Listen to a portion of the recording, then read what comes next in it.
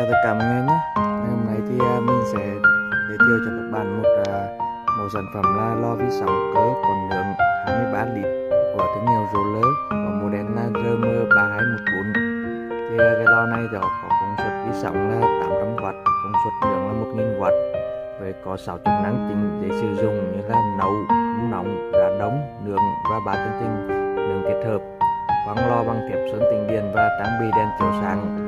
Thì giá sản phẩm là đang có giá là 1.790.000. Sản phẩm này thì là bảo hành 2 năm, điều khiển bằng nút xoáy giúp chọn menu nướng, rán đông, hâm nóng đến 45 phút.